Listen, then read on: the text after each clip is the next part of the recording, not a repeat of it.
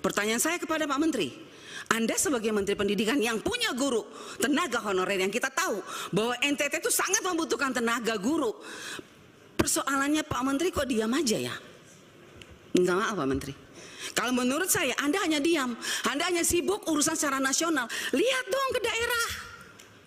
Ini banyak guru-guru yang lulus passing grade Pak menangis. Karena apalagi Bu, mereka dengar katanya tanggal 13 ini ditutup ya Bu Nunu ya. Ditutup. Mereka bilang, Ibu kalau sudah ditutup maka nasib kami seperti apa? Pahlawan-pahlawan tanpa tanda jasa.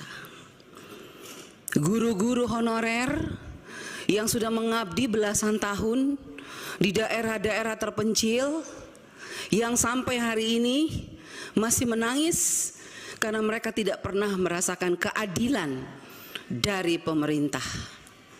Mereka yang sudah mengabdi di desa-desa, di pelosok-pelosok, yang harus menyeberang sungai, yang harus langgar kali kalau orang NTT bilang ya, yang kadang-kadang kalau banjir taruhan nyawa, tetapi sampai hari ini mereka tidak bisa masuk lolos P3K. Itu yang pertama.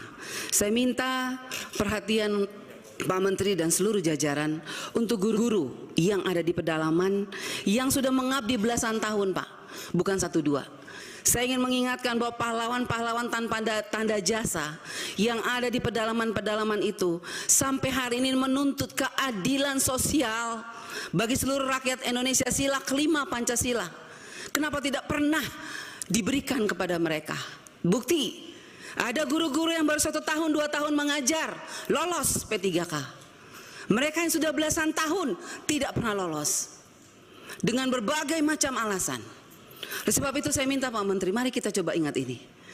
Bagaimana justru mereka ini yang sudah belasan tahun ini, yang tidak pernah diperhitungkan oleh negara ini, justru mereka itu yang harusnya mendapat prioritas untuk diangkat.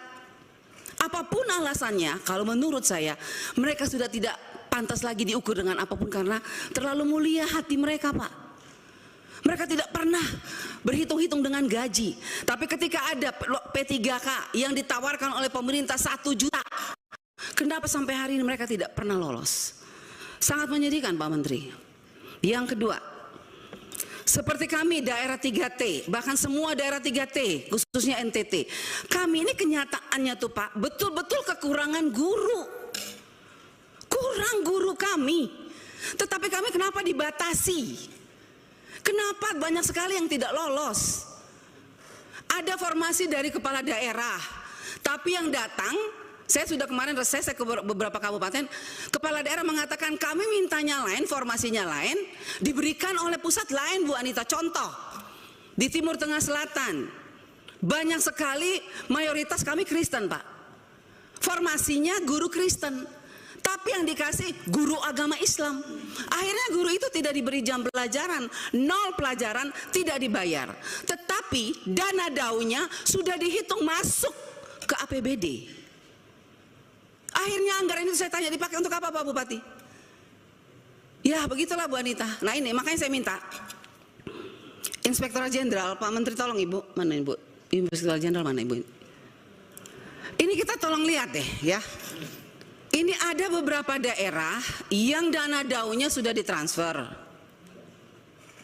Bu Sekjen, Pak Menteri, saya masih bicara. Jadi ada beberapa daerah yang dana daunya itu sudah ditransfer ke APBD. Dan sudah jelas angkanya itu saya lihat untuk P3K. Tetapi tidak diangkat oleh Pemdanya.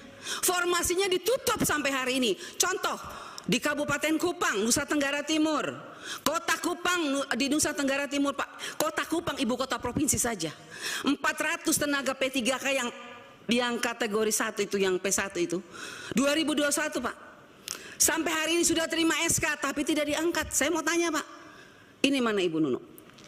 Setelah SK, sebelum SK ada nomor induk katanya, setelah itu SK, harusnya kan mereka diangkat. Tapi sampai hari ini Bu, mereka tidak diangkat. Dan saya lihat, saya ikutin terus perkembangannya. Kenapa tidak diangkat? Uangnya sudah ada. Bahkan sekarang 2023 ditambah lagi anggarannya. Saya bingung ini. Ini prinsip penganggaran P3K yang ditransfer dari Menteri Keuangan ke daerah tuh pakai prinsip yang mana ya? SK dulu baru ditransfer uangnya, artinya kalau sudah ada SK berarti mereka harus diangkat. Tapi kok ini sudah ada SK alasannya NIK, padahal NIK itu dasar pembuatan SK.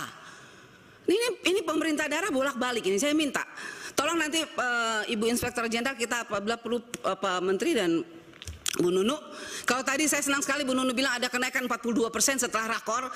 Coba Bu, sekarang saya ajak nih kementerian kita rakor di daerah.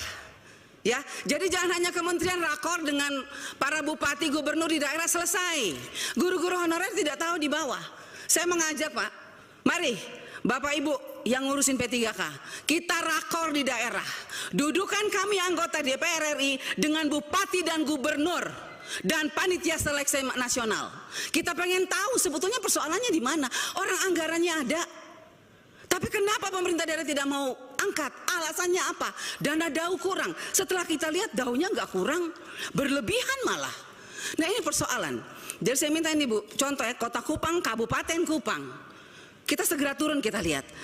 Mereka tuh sangat gelisah saat ini karena apa? Lulusan-lulusan yang passing grade 2001 nih kita bilang. Padahal sekarang kita sudah mau tentukan anggaran 2022, 2023, tapi 2001 belum selesai. Selesaikan dulu 2021. Lolos passing grade sangat banyak, tapi dicuekin oleh daerah. Pertanyaan saya kepada Pak Menteri, Anda sebagai Menteri Pendidikan yang punya guru, tenaga honorer, yang kita tahu bahwa NTT itu sangat membutuhkan tenaga guru. Persoalannya Pak Menteri kok diam aja ya? Minta maaf Pak Menteri. Kalau menurut saya Anda hanya diam, Anda hanya sibuk urusan secara nasional. Lihat dong ke daerah. Ini banyak guru-guru yang lulus passing grade Pak menangis. Karena apalagi Bu, mereka dengar katanya tanggal 13 ini ditutup ya Bu Nunu ya. Ditutup. Mereka bilang, Ibu kalau sudah ditutup maka nasib kami seperti apa? Kami harus tunggu tahun depan lagi. Kalau daftar tahun depan lagi turun dari P1 ke P2 lagi. Padahal mereka lulus sekarang nih. Nah jadi saya minta tolong Pak, kalau bisa untuk kita selesaikan masalah di daerah, saya minta untuk tanggal pendaftaran yang batas tanggal pendaftaran pendataan ini tanggal 13, saya minta diperpanjang. Kita selesaikan masalah, kita jangan lompat nggak jelas Pak. Saya minta diperpanjang, bila perlu Bu pimpinan, melalui pimpinan, saya minta Bu kita harus undang tuh Panselnas tuh. Duduk Bu, kita bicara bagaimana sih mereka transfer uang. Kok enak sekali bupati, gubernur dan segala macam. Kalau kita undang susah sekali mereka, tapi itu uang negara, uang pusat yang harus kita awasi untuk tenaga P3K yang kita perjuangkan di sini. Kita capek berteriak di sini, mereka menangis di sana. Siapa yang diuntungkan di sini? Harusnya yang diuntungkan adalah guru-guru honorer. Bukan pemerintah daerah atau siapapun yang terlibat di dalamnya. Oleh sebab itu saya mohon Ibu pimpinan kita harus segera panggil tuh Panselnas. Oke, kalau kita bicara mengenai pendidikan teman-teman, ini adalah hal yang paling penting di negara kita terkait bagaimana kita membangun kehidupan bangsa dan negara yang berkemajuan, bersaing di dunia internasional. Maka tidak bisa tidak, kita harus fokus memperkuat ya pendidikan di negara kita. Kalau tidak teman-teman, maka kita akan kehilangan generasi yang akan menjadi generasi yang menggantikan generasi saat ini, menggantikan orang-orang yang sedang memimpin saat ini. Jadi makanya penting banget tuh Menteri Pendidikan ini adalah posisi yang paling penting, strategi di antara ya memang yang lain penting, tapi ini juga bagian paling penting ya, yaitu Menteri Pendidikan. Karena kalau kita menjadi bangsa yang terus dibodohi, bangsa yang tidak memiliki kecerdasan, maka kita akan dimainin terus sampai ke depan. Nanti kita nggak akan bisa maju ya. Tapi kalau kita kuat dalam pendidikan, kita punya kurikulum yang bagus dan kita punya guru-guru yang diperhatikan oleh pemerintah,